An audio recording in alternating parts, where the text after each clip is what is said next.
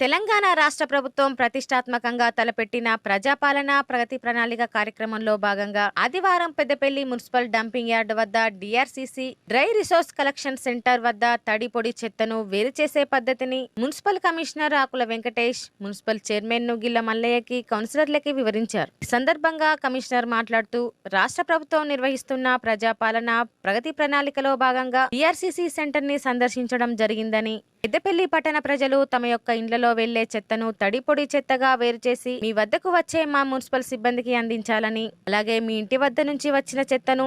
DRCC centre వద్ద plastic వేరు చేసి తడి చెత్తను వర్మీ కంపోస్ట్ ఎరువుగా తయారు చేయడం జరుగుతుందని అన్నారు. ఈ కార్యక్రమంలో కౌన్సిలర్లు Eela Swaroopa, Nadeem, Nallala Padma, Suresh, municipal manager Lingaiah, assistant engineer Satish, ward ఆఫీసర్లు, సిబ్బంది పాల్గొన్నారు. నమస్కారం. ఈరోజు తెలంగాణ ప్రభుత్వం ప్రవేశపెట్టినటువంటి 99 రోజుల ప్రణాళికలో భాగంగా గౌరవ సిడిఎంఏ గారు, అదే ప్రిన్సిపల్ సెక్రటరీ మేడం గారి ఆదేశాల మేరకు మేము అనగా మా పెద్దపల్లి మున్సిపల్ చైర్మన్ గారు, అదేవిధంగా కౌన్సిల్ సభ్యులు, అదేవిధంగా మా వార్డ్ ఆఫీసర్లు, శానిటేషన్ సిబ్బంది, మా ఇతరత్ర ఆఫీస్ సిబ్బంది అందరం కలిసి ఈ రోజున DRC centre dry resource segregation సెంటర్ని విజిట్ చేయడం జరిగింది. పెద్దపల్లి పట్టణ ప్రజలందరికీ ఒకటే విన్నపము, మీ ఇంటి వద్దకు వచ్చి చెత్త సేకరించే ఏదైతే మా యొక్క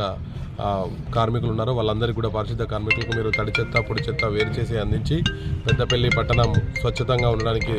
అందరూ సహకరించాలని, తడి చెత్తను మేము ఎరువుగా తయారు చేసి మళ్ళీ మొక్కలకు వాడడానికి, అదేవిధంగా పొడి చెత్తను మనము ప్లాస్టిక్ని రీయూజ్ చేయడానికి ఉపయోగిస్తాం కాబట్టి పెద్దపల్లి పట్టణ ప్రజలందరూ కూడా ఈ కార్యక్రమంలో మా కౌన్సిల్ సభ్యులకు, అదేవిధంగా మా మున్సిపల్ సిబ్బందికి సహకరించాలని కోరుతున్నాను. Thank you.